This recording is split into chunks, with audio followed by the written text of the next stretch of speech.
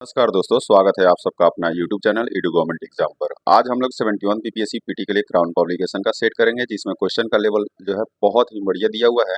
इसमें 10 सेट है, जो कि आज तक हमने जो है कंप्लीट करा दिया है 8 सेट, और आज जो है 9वां सेट कराया जाएगा, जिसको हम लोग बारी बारी से करेंगे। तो दोस्तों, आप लोग भी बिना वीडियो के स्किप किए हुए मेरे साथ इस सेट को बनाइए और अपना स्कोर जो है हमें कमेंट बॉक्स में जरूर बताइए। उससे पहले अगर आप लोग इस चैनल पर नए हैं तो प्लीज चैनल को लाइक, सब्सक्राइब और हाइप करके अपना सपोर्ट हमें जरूर दें। इसमें मात्र 1 सेकंड का समय लगेगा, जिसकी वजह से हमें मोटिवेशन मिलता है। और इसका जो है पीडीएफ डाउनलोड करने के लिए आप हमारे टेलीग्राम चैनल पर जाकर पीडीएफ को डाउनलोड कर सकते हैं। लिंक जो है वीडियो के डिस्क्रिप्शन में दिया हुआ है। तो स्टार्ट करते हैं दोस्तों आज के पहले क्वेश्चन से। और आज का जो पहला क्वेश्चन है, जो पहला क्वेश्चन मैथ का ही दिया हुआ डायरेक्ट, ठीक है, जिसका आंसर मैं बताते जा रहा हूँ दोस्तों। इसका जो आंसर हो जाएगा, पहला का आंसर हो जाएगा बी, दूसरा का आंसर हो जाएगा, पहला का आंसर हो जाएगा बी, दूसरा का आंसर होगा सी। क्या हो जाएगा? दूसरे का आंसर हो जाएगा सी। नेक्स्ट है तीसरा नंबर क्वेश्चन है, जिसका आंसर क्या हो जाएगा? तीसरे नंबर का हो जाएगा ऑप्शन डी, चौथे नंबर का हो जाएगा ऑप्शन बी। ठीक है, पांचवें नंबर का क्या हो जाएगा? तो पांचवा नंबर जो दिया हुआ है आपका, ठीक है, इसका आंसर हो जाएगा ऑप्शन बी। छठे का आंसर बी हो जाएगा। नेक्स्ट है 7 नंबर, जिसका आंसर क्या हो जाएगा? 7 नंबर का आंसर हो जाएगा ऑप्शन बी। 8 का भी आंसर क्या हो जाएगा? Option B. ठीक है, 9वें नंबर का ऑप्शन सी हो जाएगा। ठीक है दोस्तों, आगे बढ़ते हैं, इसको आप लोग बना लीजिएगा अच्छे से। 10वें नंबर का आंसर क्या हो जाएगा? तो 10वें नंबर का ऑप्शन बी हो जाएगा। डॉक्टर राजेंद्र प्रसाद का जन्म बिहार के किस जिले में हुआ था? तो डॉक्टर राजेंद्र प्रसाद का जो जन्म है बिहार के किस जिले में हुआ था? तो ये सीवान के जीरादेई गांव में हुआ था। ऑप्शन बी जो हो जाएगा हमारा राइट आंसर हो जाएगा। नेक्स्ट इसमें दिया हुआ, बिहार सरकार ने दिसंबर 2024 में पटना में एक सुपर स्पेशलिटी नेत्र अस्पताल के निर्माण और संचालन की सुविधा के लिए किसके साथ समझौता ज्ञापन एमओयू पे जो है हस्ताक्षर किए हैं? तो किसके साथ किए हैं ये पूछ रहा है। तो ये जो है आपका ऑप्शन ए, यानी कि शंकर आई फाउंडेशन के साथ इन्होंने हस्ताक्षर किया है। हाल ही में महावीर कैंसर संस्थान पटना के वैज्ञानिकों के द्वारा किए गए अध्ययन में बिहार के गंगा के मैदानी क्षेत्रों में भूमिगत जल में किस तत्व के कारण कैंसर का खतरा बढ़ रहा है? तो किस तत्व के कारण जो है कैंसर का खतरा जो है ये बढ़ रहा है? तो ये मैग्नीज के कारण जो है कैंसर का खतरा बढ़ रहा है। हाल ही में बिहार सरकार ने 2 दिवसीय मखाना महोत्सव का आयोजन कहाँ किया था? तो मखाना महोत्सव का जो आयोजन है ये बेंगलुरु में किया था। कहाँ? बेंगलुरु में। हाल ही में भारतीय पुरातत्व सर्वेक्षण एएसआई ने बिहार के किस शहर में खुदाई शुरू की, जिससे मौर्य साम्राज्य की स्थापत्य उपलब्धियों का एकमात्र जीवित साक्ष्य माना जाता है? ठीक है, तो ये कह रहा है कहाँ बिहार के किस शहर में खुदाई शुरू हुई है? तो बिहार के किस शहर में हुई है? तो ये पटना में हुई है। हाल ही में महान अंग्रेजी उपन्यासकार जॉर्ज ऑरवेल की 75वीं पुण्यतिथि पर प्रिंस के रॉयल मिंट ने एक सिक्का जारी किया। उनका जन्म हुआ था, तो उनका जन्म जो है ये कहाँ हुआ था पूछ रहा है। तो इनका जो जन्म है ये मोतिहारी बिहार में हुआ था। ठीक है, आगे बढ़ते हैं। नेक्स्ट है, बिहार के प्रथम खेल विश्वविद्यालय की मान्यता मान्यता यूजीसी ने किसे प्रदान की है? तो यूजीसी ने जो है किसे प्रदान की है पूछ रहा है। तो ये जो है अंतर्राष्ट्रीय खेल परिसर जो कि राजगीर में है, इसको जो है ये खेल विश्वविद्यालय की मान्यता जो है ये प्रदान की गई है। बिहार खेल विश्वविद्यालय की स्थापना जो है बिहार अधिनियम 2021 के माध्यम से राजगीर में की गई है। गौतम बुद्ध के भगवान विष्णु के 10वें अवतार में कौन सा अवतार माना गया है? तो ये 9वां अवतार माना गया है, लेकिन हिंदू धर्म के अनुसार इनका 9वां जो है इनका मतलब वर्णन नहीं है इसमें 9वें अवतार में। स्ट्रीट वेंडर ने क्या है, स्ट्रीट वेंडर से ब्यूरोक्रेट पुस्तक किसका विमोचन हाल ही में बिहार के राज्यपाल द्वारा फरवरी 2025 में जो है किया गया है? और इसके लेखक कौन है? इसके लेखक जो है ये पूछ रहा है। तो इसके लेखक हैं मनोज कुमार। कौन है? मनोज कुमार हैं। बजट 2025-26 में किस योजना के तहत बिहार में राष्ट्रीय खाद्य प्रौद्योगिकी उद्यमिता एवं प्रबंधन संस्थान के विस्तार की योजना बनाई गई है? तो बजट 2025-26 के योजना के तहत कह रहा है। तो ये जो है कौन सा योजना बनाई गई? तो ऑप्शन बी हो जाएगा पूर्वोदय योजना। ठीक है, पूर्वोदय योजना जो है ये बनाई गई है। हाल ही में क्या करा है, हाल ही में भारत के प्रधानमंत्री ने किस देश के उपराष्ट्रपति के बच्चों को भारतीय लोक कला जैसे कि संथाल पेंटिंग एवं मधुबनी पेंटिंग पर आधारित उपहार प्रदान की है? तो ये अमेरिका के बच्चों को जो है ये उपहार जो है प्रदान किया गया है। बिहार से संबंधित बॉलीवुड नेता एवं संबंधित जिला से कौन सा मिलान जो है ये सही नहीं है? तो पंकज त्रिपाठी जो कि गोपालगंज के हैं जो कि सही है। मनोज बाजपेयी पश्चिमी चंपारण, ये भी सही है। संजय मिश्रा दरभंगा, ये भी सही है। अशोक कुमार मुजफ्फरपुर, ये जो है ये सुमेलन जो है ये गलत दिया हुआ है। अभिनेता अशोक कुमार जो है बिहार के भागलपुर जिले से हैं। उनका जन्म जो है 13 अक्टूबर 1911 को भागलपुर में हुआ था, और उनका असली नाम जो है कुमुदलाल गांगुली था। आगे बढ़ते हैं। नेक्स्ट है, हाल ही में बिहार के किस जिले के स्टोन आर्ट को जीआई टैग जो है मिला है। तो स्टोन आर्ट को जो है जीआई टैग मिला हुआ है, ये किस गांव को मिला हुआ है ये पूछ रहा है, किस जिले को मिला हुआ है, तो ये गया जिले को मिला हुआ है। बिहार के पत्थरकट्टी गांव की जो है प्राचीन पत्थर की मूर्तियों की कला की जीआई टैग इसको मिला हुआ है, जो कि गया में है। हाल ही में बिहार की 3 महिला खिलाड़ियों ने 25 वर्षों के बाद किस खेल में स्वर्ण पदक जीता है? तो किस खेल में जो है स्वर्ण पदक मिला है इनको, ये पूछ रहा है। तो लॉन बॉल में मिला है। किसमें? लॉन बॉल में। ऑप्शन बी जो हो जाएगा हमारा राइट आंसर हो जाएगा। उत्तराखंड में आयोजित जो 38वां जो नेशनल गेम्स में जो है महिला टीम ने लॉन बॉल में जो है गोल्ड मेडल जीतकर इतिहास रच दिया था। बिहार ने 25 साल बाद जो है राष्ट्रीय खेलों में स्वर्ण पदक जीतकर इतिहास रचा है। हमारा आंसर क्या हो जाएगा? ऑप्शन बी जो हो जाएगा हमारा राइट आंसर हो जाएगा। नेक्स्ट दिया हुआ है क्या है? हाल ही में बोधगया में क्या कर रहा है? हाल ही में बोधगया में बौद्ध महोत्सव 2025 का आयोजन किया गया। बौद्ध महोत्सव का पहला आयोजन किस वर्ष किया गया था? तो बौद्ध महोत्सव का पहला आयोजन जो है ये 1998 में किया गया था। ठीक है, यह जो है आयोजन जो है ये 1998 में किया गया था। ऑप्शन ए जो हो जाएगा हमारा राइट आंसर होगा। इनमें से कौन सा डॉक्टर राजेंद्र प्रसाद की कलाकृति है? इनमें से कौन सा जो है डॉक्टर राजेंद्र प्रसाद की जो है कलाकृति है? तो सत्याग्रह एंड चंपारण, इंडिया डिवाइडेड, बापू के कदमों में, यानी कि उपयुक्त सभी जो है इनकी कलाकृति है। आगे बढ़ते हैं। 2025 की वैश्विक आतंकवाद सूची में कौन सा देश प्रथम स्थान पर है? तो कौन सा देश जो है ये प्रथम स्थान पर है ये पूछ रहा है। तो बुर्किना फासो पहले स्थान पर क्या है? Burkina Faso. ऑप्शन डी जो हो जाएगा हमारा राइट आंसर हो जाएगा। वैश्विक वैश्विक आतंकवाद सूचकांक में जो है 2025 के अनुसार पाकिस्तान दुनिया का दूसरा सबसे अधिक आतंकवाद से प्रभावित देश है। ऑप्शन डी क्या हो जाएगा इसका? राइट आंसर हो जाएगा। भारतीय योग दिवस 2025 की थीम क्या है? तो भारतीय योग दिवस 2025 की थीम पूछ रहा है। तो ये वर्ष 2025 में अंतर्राष्ट्रीय योग दिवस के लिए एक पृथ्वी एक स्वास्थ्य के लिए योग थीम रखी गई है। ऑप्शन सी जो हो जाएगा हमारा राइट आंसर हो जाएगा। Yoga for one earth one health. 34वां सरस्वती सम्मान 2025 प्रदान किया गया है। तो 34वां सरस्वती सम्मान 2025 जो है ये भद्रेश दास को जो है ये प्रदान किया गया। किसे? भद्रेश दास को जो है ये प्रदान किया गया है। हमारा आंसर क्या हो जाएगा? हमारा आंसर हो जाएगा ऑप्शन ए। ऑप्शन ए जो हो जाएगा हमारा राइट आंसर हो जाएगा। 2025 में भुवनेश्वर में आयोजित 18वां प्रवासी भारतीय सम्मेलन के मुख्य अतिथि क्रिस्टीना कार्लू कंगालू किस देश के राष्ट्रपति थे? तो ये किस देश के राष्ट्रपति थे ये पूछ रहा है। तो ये जो है ये त्रिनिदाद एवं टोबैगो के राष्ट्रपति थे। सेबी का नया अध्यक्ष किसे नियुक्त किया गया है? तो सेबी के नया अध्यक्ष जो है किसे नियुक्त किया गया पूछ रहा है। तो सेबी की स्थापना जो है ये 1992 में हुई थी और इसका मुख्यालय जो है मुंबई के बांद्रा कुर्ला कॉम्प्लेक्स में व्यापारिक जिले में है। ठीक है, तुहिन कांता पांडे ने जो है सेबी अध्यक्ष के रूप में जो है पदभार ग्रहण किया है। ऑप्शन सी जो हो जाएगा हमारा राइट आंसर हो जाएगा तुहिन कांता पांडे। देश का पहला भिखारी मुक्त शहर कौन सा हो गया है? तो देश का पहला भिखारी मुक्त शहर जो है ये इंदौर हो गया है। यूपीएससी के नए अध्यक्ष के रूप में जो है किसे नियुक्त किया गया है? तो यूपीएससी के नए अध्यक्ष के रूप में कह रहा है तो पूर्व रक्षा सचिव जो थे अजय कुमार को जो है संघ लोक सेवा आयोग का अध्यक्ष नियुक्त किया गया है। ऑप्शन सी जो हो जाएगा हमारा राइट आंसर हो जाएगा। क्या हो जाएगा? Option C. भारत के पहले ग्लास सी ब्रिज का अनावरण किस राज्य में किया गया है? तो भारत के पहले ग्लास सी ब्रिज का जो है अनावरण किस राज्य में किया गया है ये पूछ रहा है। तो ये जो है तमिलनाडु में किया गया है। कहाँ? तमिलनाडु में। आगे बढ़ते हैं। नेक्स्ट इसमें दिया अदालतों में दिखने वाली न्याय की देवी की मूर्ति में क्या बदलाव किए गए हैं? तो इसमें क्या बदलाव किया गया है ये पूछ रहा है। तो ये जो है आंखों की पट्टी हटाई गई है, साड़ी पहनाई गई है, तलवार की जगह संविधान रखा गया है, जो कि ये भी सही है। उपयुक्त सभी जो हो जाएगा हमारा राइट आंसर हो जाएगा। 55वें राष्ट्रीय अंतर्राष्ट्रीय क्या कह रहा है? 55वें राष्ट्रीय एवं अंतर्राष्ट्रीय फिल्म महोत्सव में सर्वश्रेष्ठ फिल्म का गोल्डन पीकॉक पुरस्कार दिया गया।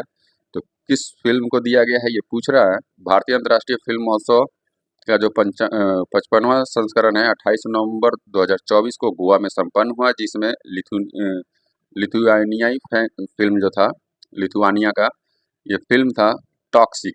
कौन सा था? टॉक्सिक था। उसको जो है सर्वश्रेष्ठ फिल्म के लिए गोल्डन पीकॉक का पुरस्कार ये मिला है। ऑप्शन ए जो हो जाएगा हमारा राइट आंसर हो जाएगा। वरिष्ठ नागरिक आयोग की स्थापना करने वाला भारत का पहला राज्य कौन बना है? तो भारत का पहला राज्य जो है ये केरल है। कौन है? ये केरल है। ऑप्शन बी जो हो जाएगा हमारा राइट आंसर हो जाएगा। केंद्रीय बजट 2025-26 की थीम क्या रखी गई थी? तो केंद्रीय बजट 2025-26 की जो थीम थी ये सबका विकास था। क्या था? सबका विकास था। उत्तराखंड में आयोजित 38वें राष्ट्रीय खेलों का विषय क्या था? तो उत्तराखंड में आयोजित 38वें राष्ट्रीय खेलों का विषय इसमें से पूछ रहा है। तो विषय क्या था? तो ग्रीन गेम्स जो था इसका विषय था। क्या था? Green games. प्रधानमंत्री नरेंद्र मोदी ने जो है 28 जनवरी 2025 को देहरादून उत्तराखंड में 38वें ग्रीष्मकालीन राष्ट्रीय खेलों का उद्घाटन किया। ठीक है, इसमें जो है क्या रखा था? तो ग्रीन गेम्स यानी कि हरित खेल इसको बोलते हैं। आगे बढ़ते हैं। नेक्स्ट है, सेबी ने हाल ही में कौन सा नया डिजिटल प्लेटफॉर्म जो है लॉन्च किया है? तो सेबी ने जो है हाल ही में नया डिजिटल प्लेटफॉर्म कौन सा लॉन्च किया है? तो ये मित्रा है। कौन सा है? मित्रा है।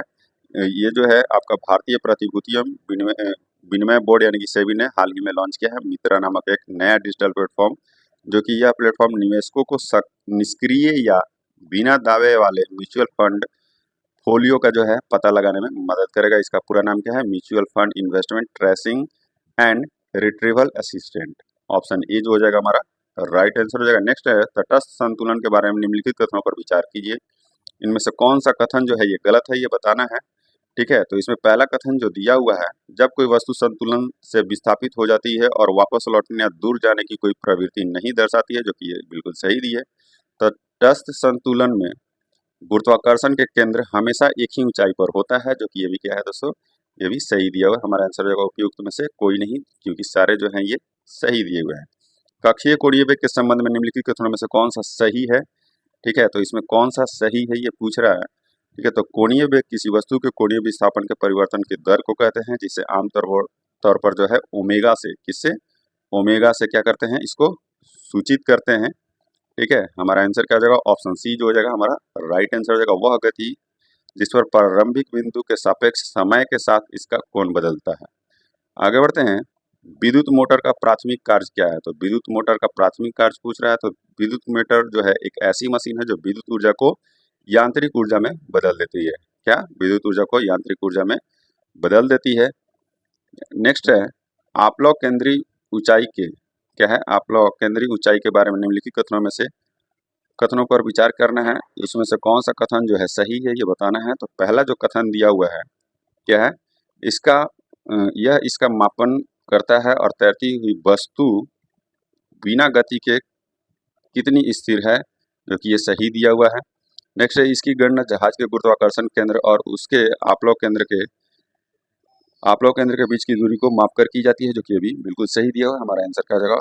ऑप्शन सी, पहला और दूसरा दोनों क्या है? ये सत्य दिया हुआ है। धारारेखी प्रवाह के बारे में निम्नलिखित कथनों पर विचार कीजिए। उपयुक्त में से कौन सा कथन जो है ये गलत है, ये बताना है। तो पहला कथन दिया हुआ है, यह किसी ठोस वस्तु के चारों ओर एक स्थिर प्रवाह है, जहां प्रवाह की दिशा समय के साथ प्रत्येक बिंदु पर एक समान रहता है, जो कि बिल्कुल सही है।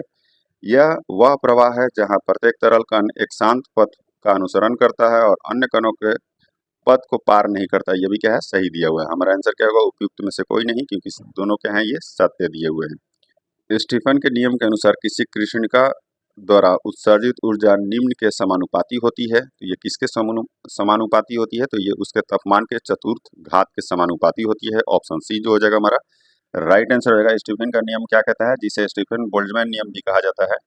यह बताता है कि किसी वस्तु को उत्सर्जित होने वाली विकिरण ऊर्जा की दर उसके परम तापमान की चौथी घात के समानुपाती होता है, जो कि स्टीफन का नियम कहता है। ऑप्शन सी जो हो जाएगा हमारा राइट आंसर हो जाएगा। डाल्टन के परमाणु सिद्धांत के संबंध में निम्नलिखित कथनों में से कौन सा सही है, ये बताना है। इनमें से कौन सा कथन जो है सही है? तो पहला जो दिया, किसी तत्व के सभी परमाणु एक दूसरे के समान होते हैं, जो कि बिल्कुल सही दिया हुआ है। विभिन्न तत्वों के परमाणुओं के गुण समान होते हैं, लेकिन द्रव्यमान और आकार में भिन्नता होती है, जो कि ये क्या है? ये गलत दिया हुआ है। किसी तत्व के सभी परमाणु जो होते हैं समान होते हैं, अर्थात किसी तत्व के सभी परमाणुओं के आकार, द्रव्यमान जो है, रासायनिक गुण आदि सदृश होते हैं। और दूसरा दिया हुआ, विविध तत्वों के परमाणु विभिन्न आकार, द्रव्यमान, रासायनिक गुण वाले होते हैं, जो कि क्या है? ये आपका गलत दिया हुआ है। हमारा आंसर क्या हो जाएगा? हमारा आंसर हो जाएगा केवल पहला जो है ये क्या है? सही दिया हुआ है। आगे बढ़ते हैं। नेक्स्ट है, हुंड के नियम के संबंध में निम्नलिखित कथनों में से कौन सा कथन जो है सही है? तो इनमें से कौन सा कथन जो है हुंड के नियम? हुंड का नियम कहता क्या है? तो हुंड का नियम जो है बताता है कि उपकोष यानी कि सब सेल में इलेक्ट्रॉनों का वितरण इस प्रकार होता है कि पहले प्रत्येक कक्षक में एक एक इलेक्ट्रॉन भरता है और उसके बाद ही इलेक्ट्रॉनों का युग्मन जो है शुरू होता है। इसके साथ ही सभी युग्मित अयुग्मित जो होता है इलेक्ट्रॉनों का स्पिन एक ही दिशा में होता है। ऑप्शन ए जो हो जाएगा इसमें हमारा क्या हो जाएगा? राइट आंसर हो जाएगा। आगे बढ़ते हैं। एंटोनी लेवोजियर के कार्स ने किसे किस पुराने वैज्ञानिक सिद्धांत को गलत सिद्ध करने में योगदान दिया है? तो किस पुराने वैज्ञानिक के सिद्धांत को जो है गलत सिद्ध करने में योगदान दिया है पूछ रहा है। तो एंटोनी लेवोजियर जो है प्लास्टिसिन सिद्धांत को गलत साबित किया, और प्लास्टिसिन सिद्धांत जो दहन और धातु के जंग लगने जैसी रासायनिक प्रक्रियाओं को समझाने का जो है एक प्रयास था। ऑप्शन बी जो है प्लास्टिसिन जो है इनके सिद्धांत का ऑप्शन बी जो हो जाएगा हमारा राइट आंसर हो जाएगा। नेक्स्ट है मेंडलीव की आवर्त सारणी के बारे में निम्नलिखित कथनों पर विचार कीजिए। क्या है? निम्नलिखित कथनों पर विचार करें। इसमें 9 आवर्त होते हैं, जो कि क्या है, ये गलत दिया हुआ है। इसमें 7 आवर्त होते हैं, इसमें कुल 7 समूह हैं, जो कि ये भी गलत दिया हुआ है। इसमें क्या है, 18 समूह हैं। यह परमाणु द्रव्यमान के बढ़ते क्रम पर आधारित था, जिसके कारण कुछ तत्व अपने स्थान से हट गए, जो कि बिल्कुल ये सही दिया हुआ है। हमारा आंसर क्या हो जाएगा? इसमें क्या बताना था, कौन सा सही है। ठीक है, तो कौन से इसमें से सही है ये बताना है, तो केवल तीसरा जो है ये सही दिया हुआ है। इलेक्ट्रॉन बंधुता के संबंध में निम्नलिखित कथनों में से कौन सा जो है सही है ये बताना है। तो इलेक्ट्रॉन बंधुता के संबंध में पूछ रहा है। तो इलेक्ट्रॉन बंधुता का जो दिया हुआ है इसके संबंध में पहला जो कथन है, यह उस ऊर्जा को संदर्भित करता है जब गैसीय अवस्था में किसी उदासीन परमाणु में इलेक्ट्रॉन को जोड़ा जाता है, जो कि क्या है, ये आपका सही दिया हुआ है। दूसरा है आवर्त सारणी में दाएं से बाएं जाने पर इलेक्ट्रॉन बंधुता की प्रवृत्ति बढ़ती जाती है, जो कि ये भी बिल्कुल सही दिया हुआ है। हमारा आंसर हो जाएगा ऑप्शन सी। नेक्स्ट है निम्नलिखित में से कौन सा कथन क्या है, आयनीकरण क्षमता का सबसे सटीक वर्णन करता है। तो आयनीकरण क्षमता जो होता है, यह वह ऊर्जा है जो किसी परमाणु से एक इलेक्ट्रॉन को निकालने के लिए आवश्यक होती है ताकि वह एक धनायन बन जाए। यह किसी परमाणु की आयनित होने की क्षमता का जो है माप है। ऑप्शन सी इसमें से जो हो जाएगा हमारा राइट आंसर हो जाएगा। विलेयता के संबंध में निम्नलिखित कथनों में से कौन सा सही है? विलेयता के संबंध में पूछ रहा है, तो विलेयता के संबंध में पूछ रहा है, तो विलेयता के संबंध में जो हो जाएगा तरल में ठोस की विलेयता आमतौर पर जो है तापमान में वृद्धि के साथ बढ़ जाती है। ठीक है, आगे बढ़ते हैं। नेक्स्ट इसमें दिया हुआ है नाइट्रिक एसिड के उपयोग के संबंध में निम्नलिखित कथनों में से कौन सा जो है सही है। नीचे दिए गए कूट का प्रयोग कर सही उत्तर इसमें से चुनना है। अगर वीडियो अच्छा लगे तो लाइक एंड सब्सक्राइब जरूर कर दीजिएगा दोस्तों, बहुत ही मेहनत लगता है बनाने में। ठीक है, नाइट्रिक एसिड के उपयोग के संबंध में कह रहा है दोस्तों, तो नाइट्रिक एसिड के संबंध में निम्न कथनों में से कौन सा सही है ये बताना है। तो पहला जो कथन दिया हुआ है, इसका उपयोग कुछ विस्फोटकों के निर्माण में किया जाता है।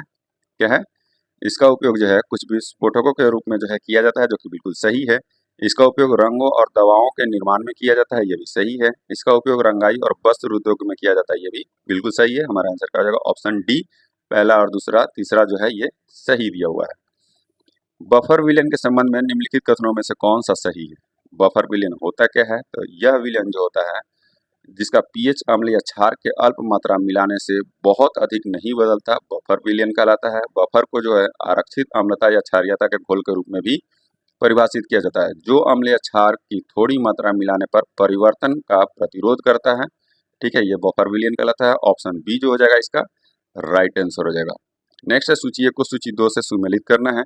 नीचे दिए गए कूट का प्रयोग कर सही उत्तर इसमें से क्या करना है, चूज करना है। एक तरफ जो दिया हुआ है प्रणाली का प्रकार, दूसरे तरफ इसका क्या है, उदाहरण है। तो खुली, बंद और पृथक प्रणालियां जो है उष्मागतिकी के प्रयुक्त शब्द हैं, जो कि किसी प्रणाली और उसके आसपास के वातावरण के बीच जो है ऊर्जा और पदार्थ के आदान प्रदान के आधार पर प्रणालियों को वर्गीकृत करते हैं। ऑप्शन ए में दिया हुआ है खुली प्रणाली। तो खुली प्रणाली जो है ये किससे संबंधित है पूछ रहा है। तो खुली प्रणाली जो है ये मनुष्य जैसा एक जीवित प्राणी का उदाहरण है। बंद प्रणाली, तो बंद प्रणाली जो है ये बोतल, उद्यान और एक्वेरियम पारिस्थितिकी तंत्र के उदाहरण है। पृथक प्रणाली जो है एक सीलबंद थर्मस, एक सीलबंद थर्मस नहीं होगा, बी का हो जाएगा 1 और सी का हो जाएगा, हाँ, पृथक प्रणाली जो है एक सीलबंद थर्मस हो जाएगा। हमारा आंसर क्या हो जाएगा? ऑप्शन ए जो हो जाएगा हमारा राइट आंसर हो जाएगा। नेक्स्ट है इलेक्ट्रोलिसिस के संबंध में निम्नलिखित कथनों में से कौन सा सही है। इनमें से कौन सा सही है ये पूछ रहा है। तो इसमें दिया हुआ है विद्युत अपघटन उस प्रक्रिया को कहते हैं, यानी कि इलेक्ट्रोलिसिस उस प्रक्रिया को कहते हैं जिसके द्वारा किसी रासायनिक यौगिक में विद्युत धारा प्रवाहित करके उसके रासायनिक बंधों को जो है तोड़ा जाता है, यानी कि ऑप्शन बी जो हो जाएगा हमारा राइट आंसर हो जाएगा। आगे बढ़ते हैं। निम्नलिखित में से किसे थर्मोसेटिंग प्लास्टिक के रूप में वर्गीकृत किया गया है। ठीक है, थर्मोसेटिंग प्लास्टिक के रूप में जो है किसे वर्गीकृत किया गया है पूछ रहा है। तो ये जो है आपका बेकेलाइट और ग्लिप्टल को, किसे, ग्लिप्टल को जो है ये थर्मोसेटिंग प्लास्टिक के रूप में जो है वर्गीकृत किया गया है। हमारा आंसर क्या हो जाएगा? हमारा आंसर हो जाएगा ऑप्शन बी, केवल पहला और तीसरा को। किसे? केवल पहला और तीसरा को। आगे बढ़ते हैं, निम्नलिखित कथनों पर विचार कीजिए। उपयुक्त में से कौन सा कथन जो है सही है, ये बताना है। तो पहला जो दिया हुआ है इसमें, जिंक फॉस्फाइड का उपयोग चूहों को मारने के लिए किया जाता है, जो कि बिल्कुल सही है। टाइटेनियम को रणनीतिक धातु कहा जाता है, जो कि बिल्कुल सही है, क्योंकि यह लोहे से भारी होता है। ये जो है गलत दिया हुआ है, लोहे से भारी नहीं होता है, लोहे से हल्का होता है। ये क्या है? ये गलत दिया हुआ है। हमारा आंसर क्या हो जाएगा? केवल पहला जो है ये क्या है? सही दिया हुआ है। राष्ट्रीय अश्व अनुसंधान केंद्र के संबंध में निम्नलिखित कथनों पर विचार करें। क्या करें? निम्नलिखित कथनों पर विचार करें। यह राष्ट्रीय सुअर अनुसंधान केंद्र के तत्वाधान में जो है स्थापित एक प्रमुख संस्थान है, जो कि क्या है? ये गलत दिया हुआ है। राष्ट्रीय अश्व अनुसंधान संस्थान यानी कि national research centre on equine यानी कि NRC बीकानेर राजस्थान में स्थित है। कहाँ है ये? बीकानेर राजस्थान में स्थित है। और यह जो है केंद्र घोड़ों के स्वास्थ्य और प्रजनन पर अनुसंधान करने के लिए भारतीय कृषि अनुसंधान परिषद के तत्वाधान में जो है यह स्थापित किया गया, न कि राष्ट्रीय सुअर अनुसंधान केंद्र के तत्वाधान में। ये गलत हो गया। इसका उद्देश्य स्वदेशी गधों और खच्चरों के स्वास्थ्य और उत्पादकता में सुधार करना है, जो कि बिल्कुल सही दिया हुआ है। हमारा आंसर है केवल दूसरा जो है ये सही दिया हुआ है। नेक्स्ट है, राष्ट्रीय पोषण संस्थान NIN के संबंध में निम्नलिखित कथनों में कौन सा सही है? इनमें से कौन सा सही है ये बताना है। तो पहला जो दिया हुआ है, यह दिल्ली में स्थित एक सार्वजनिक स्वास्थ्य पोषण का अनुसंधान केंद्र है, जो कि ये बिल्कुल गलत दिया हुआ है। ये हैदराबाद में स्थित है। राष्ट्रीय पोषण संस्थान खाद्य और संस्कृति मंत्रालय के तत्वाधान में कार्य करता है। ये भी आपका गलत दिया हुआ है। यह भारतीय चिकित्सा अनुसंधान परिषद के तहत जो है ये काम करता है। इसका उद्देश्य स्वास्थ्य संबंधी पोषण और खाद्य सुरक्षा समस्याओं पर अध्ययन करना है, जो कि बिल्कुल क्या है आपका? ये सही दिया हुआ है। हमारा आंसर क्या हो जाएगा? ऑप्शन सी जो हो जाएगा हमारा राइट आंसर हो जाएगा। आगे बढ़ते हैं। नेक्स्ट, निम्नलिखित में से कौन सा कथन टोनोप्लास्ट का सबसे सटीक वर्णन करता है? तो टोनोप्लास्ट जो है पौधों की कोशिकाओं में रिक्तता को जो है घेरे रहने वाली एक झिल्ली है। यह कोशिका द्रव्य से रिक्तता की सामग्री को अलग करती है। ऑप्शन डी जो हो जाएगा हमारा राइट आंसर हो जाएगा। पादप कोशिकाओं में केंद्रीय रिक्तता को घेरने वाली झिल्ली है ये। आगे बढ़ते हैं। निम्नलिखित में से कौन सा कथन पादप और जंतु कोशिका के बीच जो है सामान्य अंतर को सटीक वर्णन करता है? नीचे दिए गए कूट का जो है सही उत्तर इसमें से चूज करना है, नीचे दिए गए कूट में से। तो पहला जो इसमें दिया हुआ है क्या है? पहला जो है पादप कोशिकाओं में कोशिका भित्ति सेलुलोज की बनी होती है, जबकि जंतु कोशिका में कोशिका भित्ति नहीं होती है। क्या है? जंतु कोशिका में नहीं होती है, जो कि क्या है? ये सही दिया हुआ। दूसरा, पादप कोशिका में प्लाज्मा झिल्ली नहीं होती है, जबकि पशु कोशिका में प्लाज्मा झिल्ली होती है, जो कि ये गलत दिया हुआ है। यह परिपक्व पादप कोशिका में एक बड़ी रिक्तिका होती है, जबकि यह जंतु कोशिका में कई छोटी रिक्तिकाएं होती है, जो कि बिल्कुल सही दिया हुआ। हमारा आंसर क्या हो जाएगा? ऑप्शन बी पहला और तीसरा जो है ये आपका सही दिया हुआ है। आगे बढ़ते हैं। टर्नर सिंड्रोम के संबंध में निम्नलिखित कथनों में से कौन सा सही है? तो टर्नर सिंड्रोम एक गुणसूत्र संबंधी विकार है, जो केवल महिलाओं को प्रभावित करता है, जिसमें एक्स गुणसूत्र या तो पूरी तरह से या आंशिक रूप से गायब होता है। इसके कारण छोटे कद जो होते हैं, विलंबित यौन, बांझपन और हृदय तथा गुर्दे की समस्याएं सहित विभिन्न स्वास्थ्य समस्याएं हो सकती है। ऑप्शन सी जो हो जाएगा हमारा राइट आंसर होता है। आगे बढ़ते हैं। नेक्स्ट है, निम्नलिखित में से कौन सा कथन अवशेषी अंगों का सबसे बेहतर वर्णन करता है? तो अवशेषी अंगों का जो सबसे बेहतर वर्णन करता है ये पूछ रहा है। तो अवशेषी अंग वे अंग होते हैं जो किसी जीव में जो है पहले उपयोगी थे, लेकिन अब उनका जो है कोई स्पष्ट कार्य नहीं है या उनका कार्य कम हो गया है। ये अंग विकास के दौरान अप्रचलित हो गए हैं और लेकिन अभी भी जो है शरीर में मौजूद है। उदाहरण के लिए जैसे कि मनुष्य में अपेंडिक्स है, अक्ल की दाढ़ी है और पूंछ की हड्डी अवशेषी अंग है। ऑप्शन सी क्या हो जाएगा हमारा राइट आंसर हो जाएगा। आगे बढ़ते हैं। नेक्स्ट दिया हुआ है पादप रेजिन के बारे में निम्नलिखित कथनों पर विचार कीजिए। इनमें से कौन सा कथन जो है सही है ये बताना है। रेजिन के बारे में कह रहा है दोस्तों, तो रेजिन जो होता है यह विशिष्ट शंकुधारी वृक्षों से प्राप्त होता है। क्या है? यह विशिष्ट शंकुधारी वृक्षों से प्राप्त होता है, जो कि बिल्कुल सही है। इसका उपयोग पॉलिश और पेंट जैसे उत्पाद में बनाने में किया जाता है, जो कि गलत दिया हुआ है। इसका उपयोग जो है सुगंध, अगरबत्ती, ठीक है, और दवाओं में और गोंद में इसका उपयोग किया जाता है। हमारा आंसर क्या हो जाएगा? केवल पहला जो है ये सही दिया हुआ है। निम्नलिखित में से निम्नलिखित में से किसे ठंडी जलधाराएं माना जाता है? इसमें से ठंडी जलधारा कौन सी है बताना है। तो लेब्राडोर जो है ये ठंडी जलधारा है, जो कि कहाँ है? लेब्राडोर धारा उत्तरी अटलांटिक महासागर, जो कि उत्तरी अमेरिका के पूर्वी तट को जो है ये प्रभावित करती है। सोमाली जलधारा जो कि ये क्या है? ये गर्म जलधारा है। सोमाली धारा क्या है? ये सोमाली धारा जो है ये ठंडी जलधारा है। ठीक है, ये जो है अफ्रीका के पूर्वी तट पर स्थित है क्यूरोसियो जलधारा। तो क्यूरोसियो जलधारा जो है ये क्या है आपका, ये आपका क्यूरोसियो धारा क्या है, गर्म जलधारा है। क्यूरोसियो धारा ये गर्म जलधारा है, जो कि कहाँ है, ये तो उत्तरी प्रशांत महासागर, जो कि जापान के पूर्वी तट को प्रभावित करती है। ये अलास्का जलधारा जो है ये आपका गर्म जलधारा है। ठीक है, ये भी क्या है, एक गर्म जलधारा है, जो कि उत्तरी अमेरिका के पूर्वी तट पर जो है ये प्रभावित करती है। हमारा आंसर क्या हो जाएगा, पहला और दूसरा जो है ये ठंडी जलधारा है। ऑप्शन बी जो हो जाएगा हमारा राइट आंसर हो जाएगा। बसंत ज्वार के संबंध में निम्नलिखित कथनों पर विचार करें। क्या कह रहा है, बसंत ज्वार के संबंध में निम्नलिखित कथनों पर विचार करें, इनमें से कौन सा कथन जो है गलत है ये बताना है। ऐसा तब होता है जब सूर्य, चंद्रमा और पृथ्वी एक सीधी रेखा में होते हैं, जिसके कारण उच्चतम और निम्नतम ज्वार आते हैं, जो कि ये बिल्कुल सही है। नेक्स्ट दिया हुआ है, यह चंद्रमा के चरणों की पहली और तीसरी तिमाही के दौरान होता है, जो कि ये गलत दिया हुआ है। हमारा आंसर क्या है, दूसरा जो है ये गलत दिया हुआ है। निम्नलिखित में से कौन से घटक जल विज्ञान चक्र का हिस्सा है, इनमें से जल विज्ञान चक्र का हिस्सा कौन सा है ये बताना है। तो पहला दिया है वाष्पीकरण, जो कि जल विज्ञान चक्र का हिस्सा है। संघनन जो है ये भी जल विज्ञान चक्र का हिस्सा है। वर्षा, ठीक है, जल योजन नहीं है। ऑप्शन डी जो हो जाएगा हमारा राइट आंसर हो जाएगा। नेक्स्ट है, महासागरीय लवणता के संबंध में निम्नलिखित कथनों पर विचार कीजिए, उपयुक्त में से कौन सा कथन जो है ये सही है ये बताना है। तो पहला जो दिया हुआ है, महासागरों की सतह के लवणता मुख्य रूप से वाष्पीकरण और वर्षा पर जो है निर्भर करती है, जो कि बिल्कुल सही है। कैस्पियन सागर दुनिया के सबसे बड़ी खारे पानी की जो है झील है। ऑप्शन बी दूसरा भी है, क्या है ये सही है, यानी कि हमारा आंसर क्या हो जाएगा, ऑप्शन सी जो हो जाएगा हमारा राइट आंसर हो जाएगा।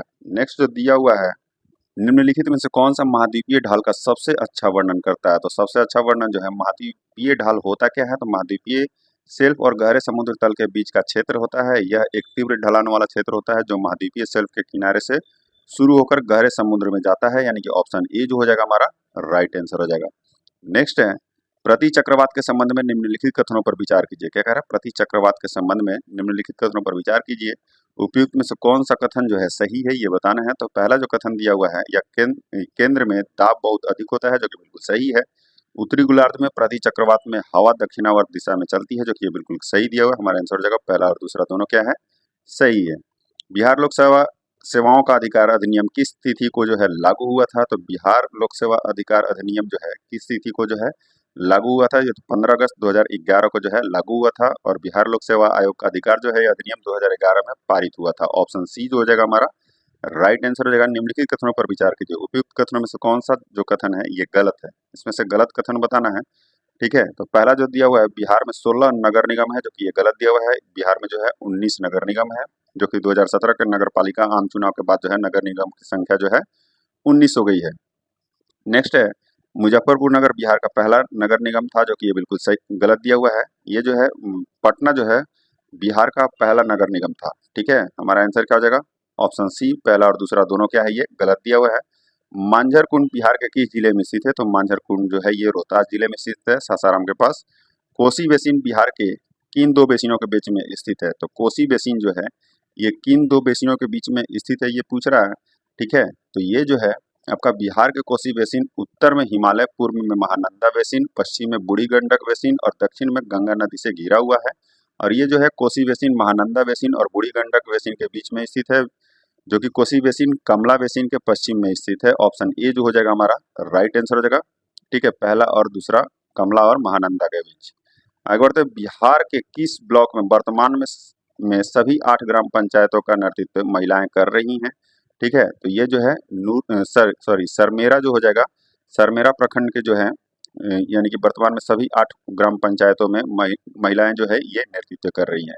निम्नलिखित में से बिहार के पहले लोकायुक्त कौन थे। तो बिहार के पहले लोकायुक्त पूछ रहा है, तो बिहार के पहले लोकायुक्त जो थे ये श्रीधर वासुदेव सोहोनी थे। कौन थे, श्रीधर वासुदेव सोहोनी थे। 1970 में बिहार राज्य सरकार द्वारा लोकायुक्त अधिनियम पारित करने के बाद जो है श्री सोहानी जो है 1973 में बिहार का पहला लोकायुक्त नियुक्त किए गए थे। ऑप्शन ए जो हो जाएगा हमारा राइट आंसर होगा। बिहार में वर्तमान महाधिवक्ता कौन है। तो बिहार में जो है वर्तमान महाधिवक्ता पूछ रहा है, तो ये प्रशांत कुमार शाही है। कौन है, प्रशांत कुमार शाही है। आगे बढ़ते हैं, नेक्स्ट जो दिया हुआ है, भारत के पहली जनहित याचिका किस राज्य से संबंधित है। तो बिहार की पहली जनहित याचिका जो है ये किस राज्य से संबंधित है। तो ये जो है आपका बिहार राज्य से संबंधित है। भारत की पहली जो जनहित याचिका यानी कि PIL जो है हुसैनारा खातून बनाम बिहार राज्य था ये, जो कि 1979 में ठीक है, कब 1979 में दायर की गई थी। हमारा आंसर क्या हो जाएगा, ऑप्शन बी। किस राज्यपाल के क्या है, किस राज्यपाल के कार्यकाल में बिहार में पहली बार राष्ट्रपति शासन लगाया गया था। तो ये जो है बिहार में प्रथम बार राष्ट्रपति शासन जो है 29 जून 1968 से 26 फरवरी 1969 यानी कि नित्यानंद कानूनगो के काल में जो है ये लगाया गया था। ऑप्शन सी जो हो जाएगा हमारा राइट आंसर हो जाएगा। नेक्स्ट है, निम्नलिखित में से बिहार का कौन सा मेला मुख्य रूप से थारू जनजाति से संबंधित है। तो थारू जनजाति से संबंधित मेला जो है ये सहोदरा मेला है। बिहार के कौन से प्रसिद्ध कलाकार ध्रुपद धमार शैली के जो है गायन से संबंधित है। तो ये ध्रुपद धमार जो है शैली के गायन से कौन से प्रसिद्ध कलाकार पूछ रहा है। तो इसमें प्रसिद्ध कलाकार जो है ये राम चतुर मलिक, एक जो है भारतीय शास्त्रीय संगीतकार, दुनिया के लिए जो है ध्रुपद परंपरा के दरभंगा घराने के एक प्रतिपादक और संस्थापक थे। ऑप्शन बी जो हो जाएगा हमारा राइट आंसर हो जाएगा, पंडित राम चतुर मलिक थे। आगे बढ़ते हैं, निम्नलिखित में से बिहार का पहला उर्दू समाचार पत्र कौन सा था। तो ये नूरुल अनवर था। कौन था, नूरुल अनवर जो था ये बिहार का प्रथम उर्दू समाचार पत्र था, जो कि ये जिसे जो है आरा से मोहम्मद हाशिम ने प्रकाशित किया था। यह 1876 में जो है कि शुरू हुआ था। किस अधिनियम के तहत बिहार और उड़ीसा को पूर्ण राज्य का दर्जा मिला और उसके बाद लॉर्ड सत्येंद्र प्रसाद सिन्हा को बिहार का पहला राज्यपाल जो है ये नियुक्त किया गया था। ठीक है, तो हाउस ऑफ लॉर्ड्स के माध्यम से भारत सरकार अधिनियम 1919 को पारित करने की महत्वपूर्ण भूमिका निभाई थी। वे 1920 में जो है भारत लौटे और सत्येंद्र प्रसाद सिन्हा को जो है बिहार क्या है, बिहार और उड़ीसा प्रांत का जो है पहला गवर्नर नियुक्त किया गया था। ऑप्शन ए जो हो जाएगा हमारा राइट आंसर हो जाएगा। नेक्स्ट इसमें दिया हुआ है, बिहार के प्रशासक के रूप में दरिया खान नुहानी का स्थान किसने लिया। तो दरिया खान नुहानी का स्थान जो है उनके बेटे बहार खान नुहानी ने जो है लिया था। ऑप्शन बी जो हो जाएगा हमारा राइट आंसर हो जाएगा। किसने महात्मा बुद्ध को लाइट ऑफ एशिया कहा। तो लाइट ऑफ एशिया जो है महात्मा बुद्ध को किसने कहा था। तो ये जो है सर एडविन अर्नाल्ड ने कहा था। किसने, सर एडविन अर्नाल्ड के द्वारा लिखी गई पुस्तक का शीर्षक है ये। ठीक है, याद रखिएगा। हमारा आंसर क्या हो जाएगा, निम्नलिखित में से कौन सा भारतीय होम रूल सोसाइटी के संस्थापक थे। तो ये श्यामजी कृष्ण वर्मा थे, जो कि 1905 में लंदन में इस सोसाइटी की स्थापना की थी। भगवान बुद्ध के छवि को कभी कभी भूमि भूमि क्या है स्पर्श मुद्रा नामक हाथ के इशारे के साथ दिखाया जाता है। यह प्रतीक है। तो इस मुद्रा में बुद्ध जो है दाएं हाथ को घुटने पर हथेली को अंदर की ओर रखते हुए भूमि को स्पर्श करते हैं और इसे जो है इंग्लिश में टचिंग द अर्थ, क्या है, टचिंग द अर्थ भी कहा जाता है। ठीक है, बुद्ध की यह अवस्था ज्ञान प्राप्ति के समय का प्रतिनिधित्व करती है, क्योंकि बुद्ध का कहना है कि उनके ज्ञान प्राप्ति की साक्षी भूमि ही है। हमारा आंसर क्या हो जाएगा, ऑप्शन बी जो हो जाएगा हमारा राइट आंसर हो जाएगा। नेक्स्ट है, विजयनगर साम्राज्य के बारे में निम्नलिखित कथनों पर विचार करें। उपयुक्त में से कौन सा कथन जो है सही है, ये बताना है। तो पहला ये जो इसमें कथन दिया हुआ है क्या है, इसकी स्थापना 1336 ईस्वी में तुलु वंश के, तुलु वंश तो होगा नहीं, संगम वंश होगा। क्या हो जाएगा, संगम वंश। तो ये यहीं पे गलत हो गया।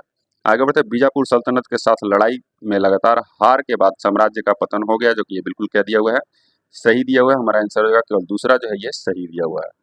औपनिवेशिक काल के दौरान निम्नलिखित में से किसके कारण भारत में आर्थिक पलायन हुआ था। तो किसके कारण जो है भारत में आर्थिक पलायन हुआ था पूछ रहा है। ठीक है, तो किसके कारण हुआ था। तो ये जो घरेलू शुल्क था, विदेशी ऋणों पर जो है ब्याज था, सैन्य व्यय भी था, विदेशी निवेश पर गारंटी कृत रिटर्न था, जो कि ये भी सही है, अकाल उपायों का व्यय, जो कि ये गलत दिया हुआ है। हमारा आंसर क्या होगा, ऑप्शन ए 1, 2, 3 और 4 जो है ये सही है।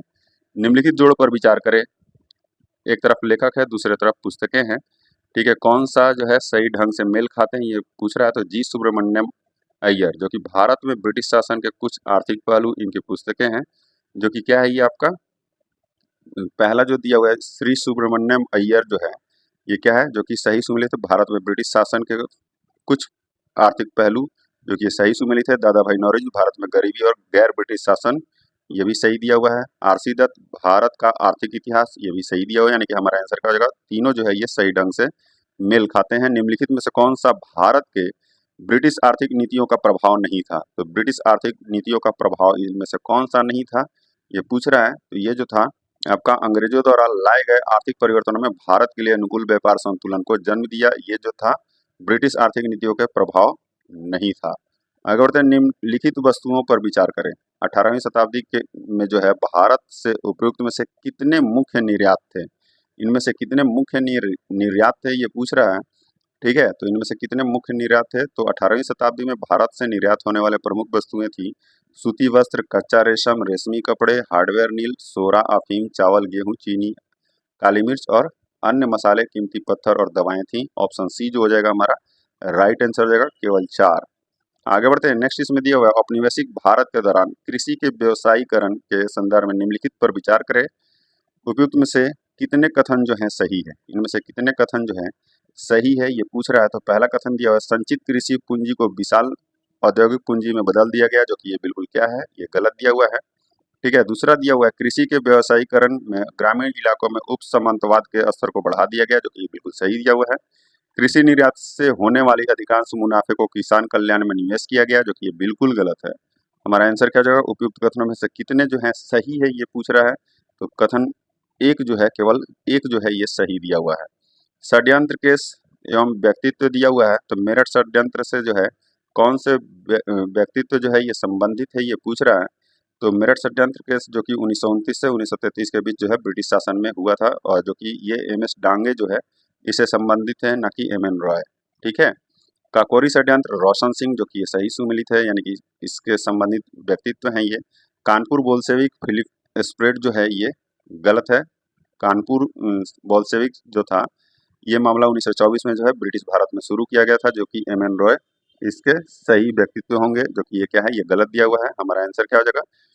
कितने जोड़े सही ढंग से मेल खाते हैं? तो केवल एक जोड़ा जो है सही ढंग से मेल खाता है। 1920 में अखिल भारतीय ट्रेड यूनियन कांग्रेस के संदर्भ में निम्नलिखित कथनों पर विचार करें। इनमें से निम्नलिखित कितने जो है सही दिए हुए हैं ये पूछ रहा है। तो इसके पहले महासचिव लाला लाजपत राय थे, जो कि ये गलत दिया हुआ है। ये अध्यक्ष थे जो इसके महासचिव थे वो कौन थे? दीवान चमन लाल थे। कौन थे? दीवान चमन लाल थे।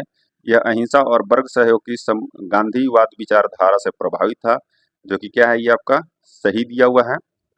दूसरा है, इसने सैन्यवाद और साम्राज्यवाद को सुविधाजनक बनाने के लिए पूंजीवाद का विरोध किया, यह भी बिल्कुल सही दिया हुआ है। हमारा आंसर केवल 2 जो है इसमें सही दिए हुए हैं। रियासतों के संबंध में निम्नलिखित कथनों पर विचार करें। ऊपर दिए गए कथनों में से कौन सा कथन जो है सही है ये बताना है। ठीक है, तो इनमें से कौन सा कथन सही है? तो पहला दिया पंडित जवाहरलाल नेहरू ने 1927 में अखिल भारतीय राज्य पीपुल्स कॉन्फ्रेंस के सत्रों की अध्यक्षता की, जो कि बिल्कुल सही है। रियासतों और सरकार के बीच संबंधों की प्रकृति की जांच के लिए बटलर समिति की स्थापना की गई थी, जो कि भी बिल्कुल सही दिया हुआ है। हमारा आंसर क्या हो जाएगा? पहला और दूसरा दोनों क्या है, ये सही है। भारतीय राष्ट्रीय कांग्रेस के निम्नलिखित में से किस अधिवेशन में रियासतों में जन आंदोलन के समर्थन में प्रस्ताव पारित किया गया? तो भारतीय राष्ट्रीय कांग्रेस के निम्नलिखित में से किस अधिवेशन में पूछ रहा है? तो यह हरिपुरा अधिवेशन 1938 में हुआ था।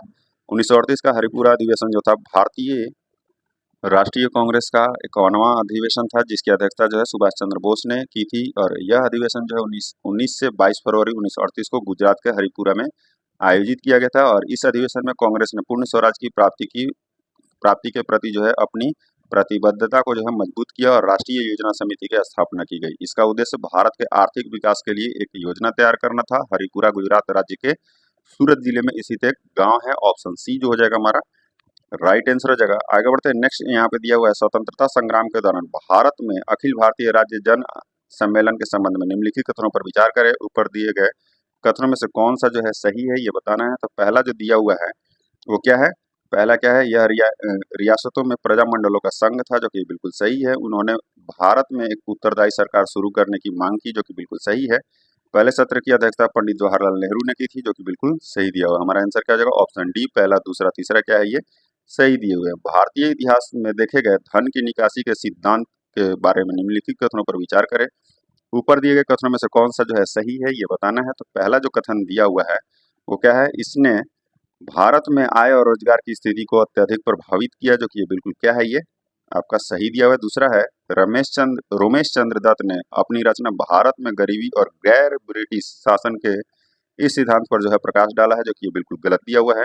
दादा भाई नौरोजी ने, जिन्हें भारत के ग्रैंड ओल्ड मैन के रूप में जो है जाना जाता है, इन्होंने 1901 में प्रकाशित अपनी पुस्तक poverty in un British rule in India में धन निकासी के सिद्धांत को प्रतिपादन किया था। ऑप्शन कौन सा गलत कथन सही कथन कह रहा है? तो ऑप्शन ए जो हो जाएगा हमारा राइट आंसर हो जाएगा। भारत में ब्रिटिश प्रशासनिक नीतियों के संदर्भ में निम्नलिखित कथनों पर विचार करें। ऊपर दिए गए कथनों में से कौन सा कथन जो है सही है ये बताना है। तो पहला जो कथन दिया हुआ है ये क्या है?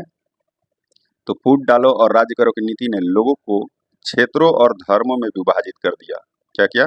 लोगों को क्षेत्रों एवं धर्मों में विभाजित कर दिया, जो कि ये बिल्कुल सही दिया हुआ है। जमींदारों को ब्रिटिश सत्ता के लिए एक चुनौती के रूप में देखा गया, जो कि ये बिल्कुल गलत दिया हुआ है।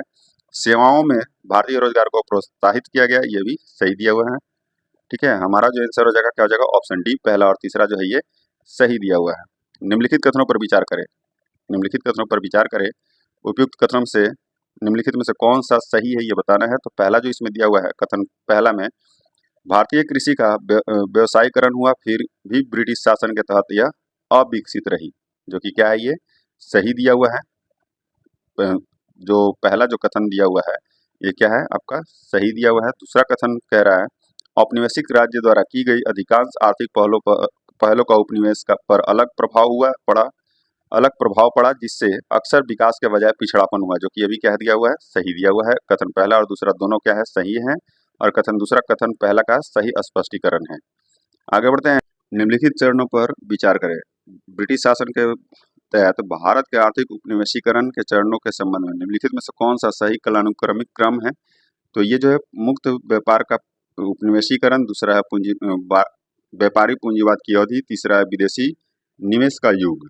ठीक है, तो व्यापारी पूंजीवाद की अवधि पहले नंबर पे हो जाएगा, दूसरे नंबर पे आ जाएगा आपका मुक्त व्यापार का उपनिवेशीकरण, और तीसरे नंबर पे कौन आ जाएगा? विदेशी निवेश का युग। ठीक है, जो कि ये तीसरे नंबर पे आ जाएगा। हमारा आंसर क्या हो जाएगा? ऑप्शन सी, 2, 1, 3 जो हो जाएगा हमारा राइट आंसर हो जाएगा। ब्रिटिश भारत में कृषि के संबंध में निम्नलिखित कथनों पर विचार करें। ब्रिटिश भारत के कृषि के संबंध में कह रहा है, उपयुक्त में से कितने जो हैं सही हैं ये पूछ रहा है। इनमें से कितने जो हैं सही है? तो पहला दिया हुआ ब्रिटिश सरकार की भूमि राजस्व नीतियां प्रकृति में शोषणकारी थी, जो कि ये बिल्कुल सही है।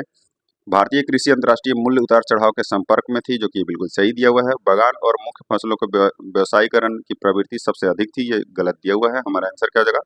केवल 2 कथन जो है सही दिया हुआ है। श्री हर्ष निम्नलिखित में से किस गढ़वाल राजा के दरबारी कवि थे? तो ये गढ़वाल राजा के दरबारी कवि थे? तो ये जयचंद्र जो थे, जो कि गढ़वाल राजा थे, इनके दरबारी कवि कौन थे? तो ये दरबारी कवि जो थे ये हर्ष थे। भारतीय रियासतों के प्रति ब्रिटिश नीतियों के संदर्भ में निम्नलिखित कथनों पर विचार करें। उपयुक्त में से कितने कथन जो हैं ये सही है ये बताना है। तो पहला जो कथन दिया हुआ है वो क्या है? तो पहला कथन है, नीतियां धीरे धीरे राजकुमारों को ब्रिटिश सत्ता के अधीन करने की ओर स्थानांतरित हो गई, जो कि ये बिल्कुल सही दिया हुआ है। ब्रिटिश सरकार के पास राजकुमारों द्वारा नियुक्त मंत्रियों को बर्खास्त करने का अधिकार था, यह भी बिल्कुल सही है। ब्रिटिश महारानी ने 1857 के कैसरे हिंद की उपाधि जो है धारण की, जो कि ये बिल्कुल गलत दिया हुआ है। 1876 के रॉयल टाइटल्स एक्ट के माध्यम से जो है ब्रिटिश संसद ने रानी विक्टोरिया को कैसरे हिंद की उपाधि दी थी। ठीक है, ये क्या हो गया? गलत हो गया। इनमें से कितने कथन जो है सही है ये बताना है। तो केवल 2 कथन जो है ये सही दिया हुआ है। सुदर्शन झील की दूसरी बार मरम्मत किसके शासनकाल में हुई थी? तो सुदर्शन झील की जो है निर्माण जो है मौर्य शासक चंद्रगुप्त मौर्य के शासनकाल में जो है उनकी प्रांतीय गवर्नर पुष्यगुप्त वैश्य द्वारा जो है करवाया गया था, और ये जो है स्कंदगुप्त के द्वारा दूसरी बार मरम्मत करवाया गया था, स्कंदगुप्त के द्वारा। ठीक है, आगे बढ़ते हैं। नेक्स्ट जो दिया हुआ है, बिंदुसार की मृत्यु के बाद निम्नलिखित में से किसे अशोक को सिंहासन पर कब्जा करने में मदद करने वाला माना जाता है? तो किसे मदद करने वाला माना जाता है? तो ये राधा गुप्त को। किसे? राधा गुप्त को जो है मदद करने वाला माना जाता है। अशोक के समय जो है, अशोक के समय में राधा गुप्त एक मंत्री थे जिन्होंने अशोक को मौर्य सिंहासन प्राप्त करने में महत्वपूर्ण भूमिका निभाई थी। ऑप्शन बी जो हो जाएगा हमारा राइट आंसर हो जाएगा। गुजरी महल संग्रहालय किस राजा द्वारा बनवाया गया था? तो गुजरी महल संग्रहालय जो है ये ग्वालियर किले के भीतर स्थित एक ऐतिहासिक महल है, जिसे 15वीं शताब्दी में राजा मान सिंह तोमर ने अपनी पत्नी मृगनयनी के लिए बनवाया था। ठीक है, ऑप्शन ए जो हो जाएगा हमारा राइट आंसर हो जाएगा, राजा मान सिंह तोमर ने। निम्नलिखित शासकों में से किसे दिल्ली सल्तनत के शासक अलाउद्दीन खिलजी ने राय रायन की उपाधि दी थी? तो राय रायन की उपाधि जो है ये किसे दी थी? तो ये रामचंद्र देव को दी थी। अलाउद्दीन खिलजी ने जो है देवगिरी का शासक रामचंद्र देव को राय रायन की उपाधि दी थी। ठीक है, आगे बढ़ते हैं। निम्नलिखित युगों पर विचार करें। ऊपर दिए गए युगों में से कौन सा जो है सही ढंग से मेल खाता है ये बताना है। तो रैयतवाड़ी प्रणाली अलेक्जेंडर रीड क्या है? रैयतवाड़ी प्रणाली जो है अलेक्जेंडर रीड है, जो कि ये क्या है? ये सही मेल खाता है। अस्थाई बंदोबस्त जॉन सोर ये भी मेल खाता है। और महलवाड़ी प्रणाली हॉल्ट मैकेंजी। ठीक है, जो कि 1822 में जो है महलवाड़ी प्रणाली की शुरुआत हॉल्ट मैकेंजी ने की थी। हमारा आंसर क्या हो जाएगा? ऑप्शन डी जो हो जाएगा हमारा राइट आंसर हो जाएगा। आगे बढ़ते हैं, भारत में ब्रिटिश विदेश नीति के संबंध में निम्नलिखित में से कौन सा सही नहीं है? तो पहला देखते हैं, इसने देश के राजनीतिक और प्रशासनिक एकीकरण का प्रयास किया, जो कि ये बिल्कुल सही दिया हुआ है। दूसरा है, इसका उद्देश्य ब्रिटिश वाणिज्यिक और आर्थिक हितों का विस्तार करना था, ये भी सही है। इसने भारत को पड़ोसी देशों के साथ सौहार्दपूर्ण संबंध बनाए रखने में जो है मदद की, ये जो है गलत दिया हुआ है। इसका उद्देश्य एशिया और अफ्रीका में ब्रिटिश विरोधी यूरोपीय उपनिवेशवादियों को बाहर रखना था, जो कि बिल्कुल सही दिया हुआ है। हमारा आंसर क्या हो जाएगा? Option C. ब्रिटिश भारत के सामाजिक और सांस्कृतिक नीतियों के संदर्भ में निम्नलिखित कथनों पर विचार करें। ऊपर दिए गए कथनों में से कौन सा जो है सही है, ये बताना है। ठीक है, तो पहला जो कथन दिया हुआ है ये क्या है? तो पहला कथन है, 1833 से पहले अंग्रेजों ने भारत और सामाजिक धार्मिक मामलों में हस्तक्षेप न करने की नीतियों का पालन किया, जो कि क्या है? ये गलत दिया हुआ है, जो कि 1813 से पहले जो है ये हुआ था। शुरुआती भारतीय समाज सुधारकों ने सुधार लाने के लिए कानूनी तरीकों का जो है इस्तेमाल किया, जो कि ये क्या है? आपका सही दिया हुआ है। दूसरा है, ईसाई मशीनरियों का उद्देश्य लोगों के मूल धर्मों में आस्था का बहाल करना था, जो कि ये बिल्कुल गलत दिया हुआ है, क्योंकि इनका जो है मूल धर्म में जो लोग थे उसमें से जो है इनको अपने धर्म में मिलाना था। ब्रिटिश सरकार का लक्ष्य भारत का आंशिक आधुनिकीकरण करना था, जो कि ये बिल्कुल सही दिया हुआ है। हमारा आंसर क्या हो जाएगा? 114 का ई। पहला और तीसरा क्या है? ये आपका गलत दिया हुआ है। पहला और तीसरा जो है सही नहीं है। आगे बढ़ते हैं, नेक्स्ट इसमें दिया हुआ है, भारतीय कारखाना अधिनियम 1881 के बारे में निम्नलिखित कथनों पर जो है विचार करें। कितने कथन जो है सही है, ये बताना है। तो 12 वर्ष से कम आयु के बच्चों को काम पर रखना प्रतिबंधित था, जो कि ये गलत दिया हुआ है। 7 वर्षों से जो है ये कम उम्र के बच्चों को जो है काम पर रखना प्रतिबंधित था। बच्चों को महीने में 4 छुट्टियां मिलनी थी, जो कि क्या है? ये आपका सही दिया हुआ है। दूसरा है, पहला कारखाना अधिनियम लॉर्ड डफरिन के कार्यकाल में लाया गया था, जो कि ये बिल्कुल गलत दिया हुआ है। 1881 में जो है कारखाना अधिनियम लॉर्ड रिपन के समय में जो है पारित किया गया था। हमारा आंसर क्या हो जाएगा? कितने कथन जो है सही है? तो केवल एक कथन जो है ये सही दिया हुआ है। निम्नलिखित में से किस सतवाहन सतकर्णी शासक ने शक शासकों से मालवा को पुनः प्राप्त किया था? ठीक है, तो निम्नलिखित में से किस सतवाहन जो है यानी कि सतकर्णी शासक ने जो है शक शासकों से जो है मालवा को पुनः प्राप्त किया था? तो ये किसने किया था? तो ये यज्ञश्री सतकर्णी ने किया था, पुनः प्राप्त कर लिया था। निम्नलिखित में से किसने नागानंद लिखा था? तो नागानंद जो है ये किसने लिखा था? तो ये हर्षवर्धन ने लिखा था। किसने? हर्षवर्धन ने लिखा था। नागानंद संस्कृत नाटक है जिसकी रचना जो है हर्षवर्धन ने की थी।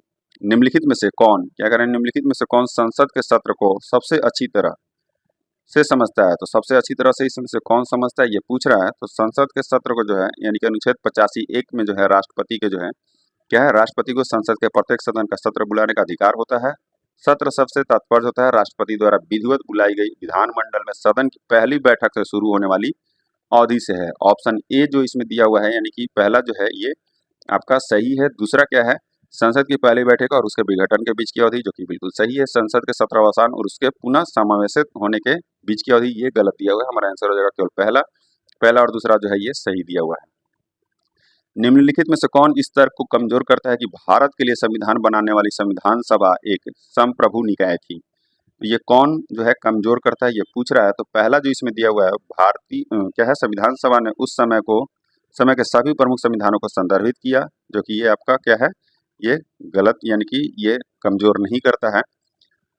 संविधान सभा ब्रिटिश सरकार के प्रस्तावों द्वारा बनाई गई थी, जो कि ये बिल्कुल सही है। यही जो है ये कमजोर करता है कि भारत के लिए संविधान बनाने वाली संविधान सभा का एक संप्रभु निकाय थी, जो कि भारत की संविधान सभा का निर्माण जो है 1946 में हुआ था और यह कैबिनेट मिशन योजना के तहत गठित की गई थी। ठीक है, आगे बढ़ते हैं। नेक्स्ट दिया हुआ है, भारत के संविधान की 10वीं अनुसूची किससे संबंधित है? तो 10वीं अनुसूची जो है ये दल बदल विरोधी कानून के बारे में ये बताता है। ठीक है, हमारा आंसर क्या हो जाएगा? ऑप्शन बी यानी कि दल बदल के आधार पर संसद और राज्य विधानसभाओं के सदस्यों की अयोग्यता। आगे बढ़ते हैं, निम्नलिखित कथनों पर विचार करें। उपयुक्त कथनों में से कौन सा जो है ये सही दिया हुआ है, ये बताना है। इनमें से कौन सा कथन जो है सही है? तो पहला जो दिया हुआ है, रेल बजट को 1924 में आम बजट से अलग कर दिया गया था, जो कि ये बिल्कुल क्या है? ये सही दिया हुआ है। क्या है? ये सही दिया हुआ है। दूसरा है, वित्त वर्ष 2017-18 में रेल बजट को केंद्रीय बजट से में मिला दिया गया, जो कि बिल्कुल सही है। विवेक ओबेरॉय की अध्यक्षता वाली समिति की सिफारिश पर रेल बजट को मिला दिया गया था, जो कि ये बिल्कुल सही दिया हुआ है। हमारा आंसर हो जाएगा ऑप्शन डी। 1, 2 और 3 जो है ये सही है। निम्नलिखित में से कौन सा राज्य लोकसभा सीटों की संख्या के संदर्भ में सही घटनाक्रम है? तो तमिलनाडु में क्या होता है, 39 जो है लोकसभा सीट है। कितना है? 39। बिहार में 40 और पश्चिम बंगाल में 42 है। इसके अकॉर्डिंग जो हमारा आंसर हो जाएगा ऑप्शन सी हो जाएगा, पश्चिम बंगाल, बिहार और उसके बाद तमिलनाडु। निम्नलिखित में से क्या कह रहा है, निम्नलिखित में से कौन सा भारत सरकार अधिनियम 1935 के प्रावधानों में से नहीं है? ठीक है, इसका ऑप्शन दिया हुआ अखिल भारतीय संघ की स्थापना, प्रांतों में द्वैध शासन की शुरुआत, तीसरा है केंद्र में द्वैध शासन का उन्मूलन। इस ये जो क्वेश्चन दिया हुआ है इसका आंसर जो है आप लोग बताइएगा दोस्तों, अगर नहीं आएगा तो मैं पिन कमेंट कर दूंगा। संविधान का निम्नलिखित में से कौन सा अनुच्छेद सांस्कृतिक और शैक्षिक अधिकारों से संबंधित है? तो सांस्कृतिक और शैक्षिक अधिकारों से कौन सा संविधान का अनुच्छेद जो है ये संबंधित है, ये पूछ रहा है। तो ये जो है अनुच्छेद 29 और 30 जो है ये क्या है, संविधान के सांस्कृतिक और शैक्षिक अधिकारों से संबंधित है। निम्नलिखित में से किसकी विधानसभा में सदस्यों की संख्या सबसे कम है? तो निम्नलिखित में से किसकी जो है विधानसभा में सदस्यों की संख्या जो है सबसे कम है, ये पूछ रहा है। तो ये गोवा की जो है सबसे कम है। कितनी है? गोवा की जो है सबसे कम है। विधानसभा में सदस्यों की संख्या कम से कम 60 और अधिकतम जो है 500 होनी चाहिए। सिक्किम में 32 सदस्य हैं जो कि सबसे कम है। उत्तर प्रदेश में सबसे अधिक 403 सदस्य हैं। गोवा विधानसभा भारत के राज्य गोवा की एक सदनीय विधायक है जिसमें जो है 40 सदस्य होते हैं। ठीक है, इसमें जो है निम्नलिखित में कह रहा था इसलिए ये क्या हो जाएगा, गोवा हो जाएगा। क्या हो जाएगा, निम्नलिखित कह रहा है तो ये गोवा हो जाएगा। अगर ये रहता कि सबसे कम किस में है तो ये सिक्किम हो जाता।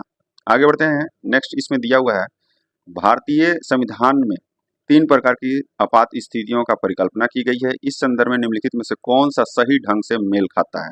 तो इनमें से कौन सा जो है सही ढंग से मेल खाता है, तो देखते हैं। तो पहला जो दिया हुआ है राष्ट्रीय आपातकाल है जो कि अनुच्छेद 356 दिया हुआ है जो कि ये गलत दिया है। राष्ट्रीय आपात जो है 352 हो जाएगा। कितना हो जाएगा, 352। राष्ट्रपति शासन ये 356 हो जाएगा। राष्ट्रपति शासन जो है ये 356 हो जाएगा। राज्य आपातकाल जो है ये 365 दिया हुआ है जो कि होगा ही नहीं, ये भी क्या हो जाएगा, 356 हो जाएगा। और वित्तीय आपातकाल जो है 360 दिया हुआ है जो कि ये क्या है, ये आपका सही दिया हुआ है। कितने सही है इसमें, तो ये जो है इसमें से केवल एक ही सही है। ठीक है, जो कि कौन सा है, दिए गए कोड का प्रयोग करके सही उत्तर चुनना इसमें। तो आपका केवल बस एक सही है, कौन सा, तो वो है वित्तीय आपातकाल। इसमें जो कि आंसर नहीं दिया हुआ है। ठीक है, अगर मेरे से कोई गलती हो रहा हो तो आप लोग बता दीजिएगा क्योंकि इसमें मुझे केवल एक ही लग रहा है। ठीक है, आगे बढ़ते हैं। नेक्स्ट इसमें दिया हुआ है संविधान का अनुच्छेद 213 किससे संबंधित है? क्या कर रहा है, संविधान का अनुच्छेद 213 जो है ये किससे संबंधित है पूछ रहा है। तो अनुच्छेद 213 जो है ये किससे संबंधित है, तो ये अनुच्छेद 213 भारतीय संविधान का वह अनुच्छेद है जो राज्यपाल को विधानमंडल के अवकाश के दौरान जो है अध्यादेश जारी करने की शक्ति प्रदान करता है। ऑप्शन बी जो हो जाएगा हमारा राइट आंसर हो जाएगा। निम्नलिखित में से किस भारतीय प्रांत का संविधान सभा में जो है अधिकतम प्रतिनिधित्व था? तो निम्नलिखित में से किस भारतीय प्रांत का जो संविधान सभा में जो है अधिकतम प्रतिनिधित्व था पूछ रहा है। तो ये जो है संयुक्त प्रांत यानी कि अभी जो है उत्तर प्रदेश का था, जो यानी कि संविधान सभा में जो है कुल 389 सदस्य थे जिसमें से 292 सदस्य ब्रिटिश प्रांतों से थे और 93 सदस्य रियासतों में से थे और 4 सदस्य जो थे ये चीफ कमिश्नर क्षेत्रों से थे। ठीक है, यानी कि हमारा आंसर क्या हो जाएगा, ऑप्शन सी। आगे बढ़ते हैं, नेक्स्ट इसमें दिया हुआ है भारतीय, क्या कह रहा है, भारतीय संविधान की प्रस्तावना में उल्लेखित लोकतांत्रिक राजनीतिक शब्द किस सिद्धांत पर आधारित है? तो ये किस सिद्धांत पर आधारित है ये पूछ रहा है। तो ये जो है लोकप्रिय संप्रभुता पे आधारित है। निम्नलिखित में से कौन सी लोकसभा के अध्यक्ष की अन्य शक्तियां हैं? ठीक है, इनमें से कौन सी लोकसभा के अध्यक्ष की अन्य शक्तियां हैं, कितने इसमें से सही है बताना है। तो पहला जो इसमें कथन दिया हुआ है, क्या वह सदन की गुप्त बैठक की अनुमति दे सकता है, जो कि ये बिल्कुल सही है। वह दोनों सदनों की संयुक्त बैठक की अध्यक्षता करता है, जो कि ये बिल्कुल सही दिया हुआ है। वह तय करता है कि कोई विधेयक धन विधेयक है या नहीं, ये भी सही दिया हुआ है। हमारा आंसर क्या होगा, सभी तीनों जो है ये सही दिए हुए हैं। कीमतों की सामान्य गिरावट का वर्णन करने के लिए किस शब्द का उपयोग किया जाता है? तो कीमतों की सामान्य गिरावट का वर्णन करने के लिए किस शब्द का जो है उपयोग किया जाता है, जो अक्सर धन और ऋण की आपूर्ति में कमी से जुड़ा होता है। तो यह है मुद्रास्फीति जनित मंदी को जो है उपयोग किया जाता है। किसका, मुद्रास्फीति जनित मंदी को जो है उपयोग किया जाता है। राजकोषीय नीति के लिए निम्नलिखित कथनों पर विचार करें। ऊपर दिए गए कथनों में से कौन सा सही है ये बताना है। तो पहला जो कथन दिया हुआ है क्या है, पहला कथन, इसमें सरकारी खर्च और कराधान का उपयोग शामिल है, जो कि बिल्कुल ये सही दिया हुआ है। दूसरा दिया हुआ है विस्तारवादी राजकोषीय नीति का उद्देश्य मुद्रास्फीति को कम करना है, जो कि बिल्कुल गलत है। संकुचनकारी राजकोषीय नीति का उपयोग आर्थिक मंदी के दौरान किया जाता है, यह भी आपका गलत दिया हुआ है। हमारा आंसर क्या हो जाएगा, ऑप्शन ए, यानी कि केवल पहला जो है ये सही है। आगे बढ़ते हैं, निम्नलिखित में से कौन सा कथन व्यापार अधिशेष के लिए सही है? तो व्यापार अधिशेष के लिए इसमें से कौन सा सही है, कौन सा सही है बताना है। तो पहला जो दिया हुआ है वो क्या है, यह तब होता है जब कोई देश आयात की तुलना में अधिक वस्तुओं और सेवाओं का निर्यात करता है, जो कि ये बिल्कुल आपका सही दिया हुआ है। दूसरा है व्यापार अधिशेष विदेशी मुद्रा भंडार में वृद्धि में योगदान देता है, ये भी आपका क्या दिया हुआ है, सही दिया हुआ है। नेक्स्ट है व्यापार अधिशेष हमेशा एक स्वस्थ और अर्थव्यवस्था का संकेत होता है, जो कि ये बिल्कुल गलत दिया हुआ है। हमारा आंसर हो जाएगा ऑप्शन सी, पहला और दूसरा क्या है, ये सही है। तरलता जाल के संदर्भ में क्या कह रहा है, तरलता जाल के संदर्भ में निम्नलिखित कथनों पर विचार करें, ऊपर दिए गए कथनों में से कौन सा सही है ये बताना है। तो पहला जो दिया हुआ है इसमें, यह तब होता है जब ब्याज दरें बहुत अधिक होती हैं, यह तब होता है जब ब्याज दरें अधिक होती हैं, जो कि बिल्कुल क्या है आपका, ये गलत दिया हुआ है। तरलता जाल एक ऐसी आर्थिक स्थिति है जहां ब्याज दरें बहुत कम होने के बावजूद लोग निवेश करने या खर्च करने के बजाय नकदी अपने पास रखना पसंद करते हैं। यह स्थिति तब होती है जब लोगों के भविष्य की आर्थिक मंदी, अपस्फीति यानी कि कीमतों में गिरावट या किसी अन्य प्रतिकूल घटना की आशंका होती है। ठीक है, हमारा इसमें से आंसर क्या हो जाएगा, ऑप्शन दूसरा और तीसरा जो है ये क्या हो जाएगा, सही हो जाएगा, यानी कि ऑप्शन सी जो हो जाएगा हमारा राइट आंसर हो जाएगा। निम्नलिखित में से कौन सा आर्थिक किराया शब्द को अच्छी तरह से समझता है, तो आर्थिक किराया शब्द को जो है इनमें से कौन सा जो है ये अच्छी तरह से समझता है, ये पूछ रहा है। तो यह वह राशि होती है जो किसी संसाधन को जो है उसके वर्तमान उपयोग में बनाए रखने के लिए आवश्यक न्यूनतम राशि से अधिक होती है। आर्थिक किराया अर्थशास्त्र में एक महत्वपूर्ण अवधारणा है जो संसाधनों के उपयोग और उनके भुगतान के बीच के अंतर को दर्शाती है। ऑप्शन बी जो हो जाएगा हमारा राइट आंसर हो जाएगा। आगे बढ़ते हैं, भारत में क्रेडिट सूचना क्या है, क्रेडिट सूचना कंपनियों यानी कि सीआईसी के लिए निम्नलिखित में से कौन सा सही है, इनमें से कौन सा सही है पूछ रहा है। नीचे दिए गए कुल का प्रयोग करके जो है सही उत्तर इसमें से क्या करना है, चूज करना है। तो पहला जो इसमें दिया हुआ है यह एक वैधानिक प्रावधान द्वारा शासित है, जो कि बिल्कुल सही है। भारतीय रिजर्व बैंक सीआईसी को लाइसेंस प्रदान करता है, ये भी सही है। वर्तमान में भारत के केवल 4 सीआईसी हैं, ये भी बिल्कुल सही दिया है, यानी कि ऑप्शन सी जो हो जाएगा हमारा राइट आंसर हो जाएगा। लॉजिस्टिक्स क्या है, परफॉर्मेंस इंडेक्स के लिए निम्नलिखित में से कौन सा सही है ये पूछ रहा है, इनमें से कौन सा सही उत्तर है, इसको चुनना है। तो इसे संयुक्त राष्ट्र व्यापार और विकास सम्मेलन द्वारा जो है प्रकाशित किया जाता है, जो कि क्या है, ये ऑप्शन पहला जो है ये गलत दिया हुआ है।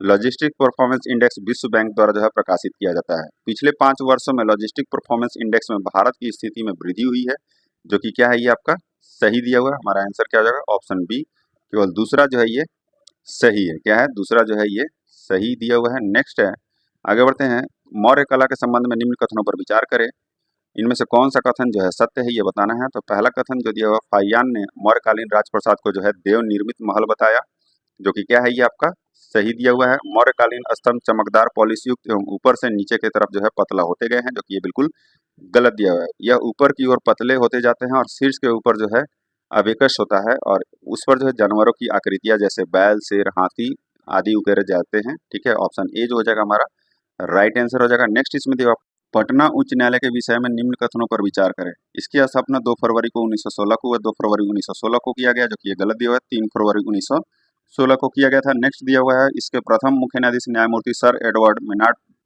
डेस चैम्पस चामियार थे, जो कि ये क्या है आपका, ये गलत दिया हुआ है। ठीक है, ये भी क्या है आपका गलत दिया हुआ है, सर ये जो है आपका सही दिया हुआ है, चामियार ही थे। ये पहला क्या है गलत है, दूसरा क्या है सही दिया हुआ है।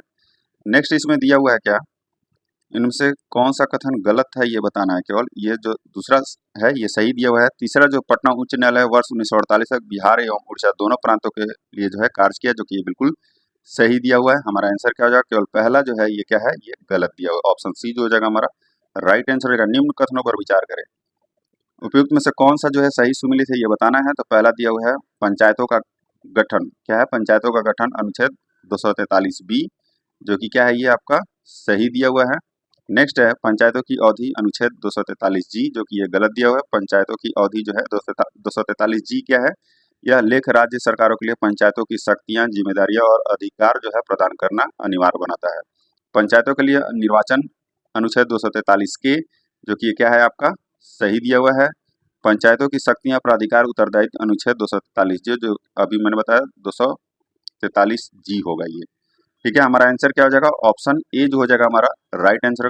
पहला और तीसरा जो है ये सही सुमिलित है। बिहार में लोकसभा से संबंधित निम्न में से कौन सही है, इनमें कौन सा सही है ये बताना है। ठीक है, तो पहला जो इसमें दिया हुआ है, बिहार में लोकसभा की सीटें कितनी है, 40 है। क्या है, कितनी है, 40 है, जो कि क्या है, ये सही दिया हुआ है। दूसरा क्या दिया हुआ है, बिहार में लोकसभा के लिए अनुसूचित जाति के लिए 8 सीटें हैं, जो कि ये गलत दिया हुआ है, 6 सीटें हैं। नेक्स्ट बिहार में अनुसूचित जाति जनजाति के लिए जो है 2 सीटें हैं, जो कि ये 0 है। कोई आरक्षित सीटें नहीं है, ये भी गलत दिया हुआ है। हमारा आंसर क्या होगा? केवल पहला जो है ये सत्य दिया हुआ है। नेक्स्ट है, बिहार में ग्राम पंचायत से संबंधित निम्न बातों पर जो है विचार करें, उपयुक्त में से कौन सा सही नहीं है, इसमें बताना है। इनमें से कौन सा जो है सही नहीं है, ठीक है। तो ये जो पहला दिया हुआ है, बिहार में ग्राम पंचायत के मुख्यतः 6 विभाग हैं, जो कि ये बिल्कुल क्या है? सही दिया हुआ है। नेक्स्ट जो दिया हुआ है, ग्राम पंचायत की विधायिका ग्राम कचहरी को माना जाता है, जो कि ये क्या है? ये गलत दिया। दोनों अलग अलग विभाग होते हैं दोस्तों। ग्राम कचहरी के पास न्यूनतम रूप से फौजदारी एवं दीवानी मामलों से संबंधित निर्णय करने का अधिकार होता है, जो कि बिल्कुल सही दिया हुआ है। इनमें कौन सा सही नहीं है? तो दूसरा जो है ऑप्शन डी जो हो जाएगा हमारा राइट आंसर हो जाएगा। बिहार में सोनपुर रेल मंडल का गठन किस वर्ष किया गया था? तो बिहार में सोनपुर रेल मंडल का जो गठन है 21 अक्टूबर 1978 को हुआ था। कब? 21 अक्टूबर 1978 को हुआ था, जो कि यहाँ पे नहीं दिया हुआ है, ठीक है। हमारा आंसर क्या हो जाएगा? 1978, ठीक है। थोड़ा सा अगर मैं गड़बड़ कर रहा हूँ तो ये बता दीजिएगा आप लोग दोस्तों, सही है या गलत है। बिहार पंचायत अधिनियम 2006 में 6 से संबंधित विषयों पर जो है विचार करें। पहला जो इसमें दिया हुआ है, अप्रैल 2006 से लागू इस अधिनियम के तहत बिहार में पहली बार पंचायत चुनाव हुआ। क्या दिया हुआ? बिहार में पहली बार जो है ये पंचायत चुनाव हुआ था। तो ये क्या है? पहला जो है आपका, ये आपका सही दिया हुआ है। बिहार में जो है 2006 में लागू हुए इस अधिनियम के तहत जो है बिहार में पहली बार पंचायत चुनाव हुआ। इस अधिनियम के अनुसार बिहार में त्रिस्तरीय पंचायत राज्य प्रणाली से सबसे निचले स्तर पर ग्राम पंचायत, प्रखंड स्तर पर पंचायत समिति, जिला स्तर पर जिला परिषद, ये भी सही दिया हुआ है। त्रिस्तरीय पंचायतों के स्थानों या पदों में सभी कोटियों में महिलाओं के लिए 50% जो है आरक्षण देने का प्रावधान किया गया। उपयुक्त में से कौन सा कथन जो है सही है? ये तीनों कथन जो है सही दिए हुए हैं। नेक्स्ट है, बिहार में ग्राम पंचायत के गठन हेतु कितनी जनसंख्या का प्रावधान है? तो कितनी जनसंख्या का प्रावधान है? तो 7,000 होनी चाहिए। बिहार में कौन से जिले झारखंड राज्य की सीमा से लगते हैं? तो कौन कौन से जिले लगते हैं ये पूछ रहा है। तो बिहार की सीमाएं झारखंड राज्य के साथ पश्चिम से पूर्व की ओर रोहतास, औरंगाबाद, गया, नवादा, जमुई, बांका, भागलपुर और कटिहार जिलों से लगती है। बिहार के 8 जिले जो है झारखंड के साथ अपनी सीमा साझा करते हैं। ऑप्शन ए जो हो जाएगा हमारा राइट आंसर हो जाएगा। नेक्स्ट बिहार में धारवाड़ क्रम, क्या कह रहा है? बिहार में धारवाड़ क्रम की चट्टानें कहाँ पाई जाती हैं? तो बिहार में धारवाड़ क्रम की जो चट्टानें हैं ये दक्षिण पूर्वी भाग में पाई जाती हैं, जिनमें मुंगेर, जमुई, नवादा, गया और राजगीर जैसे जिले जो हैं ये शामिल हैं। ऑप्शन जो इसमें दिया हुआ है कौन सा सही हो जाएगा? ऑप्शन डी जो हो जाएगा राइट आंसर हो जाएगा। क्या हो जाएगा? Option D. बिहार की जलवायु को निम्न में से कौन प्रभावित नहीं करता है? तो इनमें से कौन नहीं प्रभावित करता है? मकर रेखा से दूरी जो है ये प्रभावित नहीं करता है। क्यों? क्योंकि बिहार कर्क रेखा के उत्तर में स्थित है, जो इसकी जलवायु को गर्म बनाती है। आगे बढ़ते हैं, बिहार के कृषि जलवायु क्षेत्र से संबंधित विषय पर विचार करें। उपयुक्त में से कौन सा कथन जो है सही नहीं है, ये बताना है। तो इसमें जो है बिहार क्या दे रहा है? 13 जिलों वाला उत्तर पश्चिम जोन, जिसमें 1040 मिलीमीटर से 1450 मिलीमीटर तक जो है वर्षा होती है, जो कि बिल्कुल क्या है? आपका सही दिया हुआ है। दूसरा है 5 जिलों यानी उत्तर पूर्वी जोन, 5 जिला तो होगा नहीं, 4 जिला होगा दोस्तों, ये यहीं पे गलत हो गया।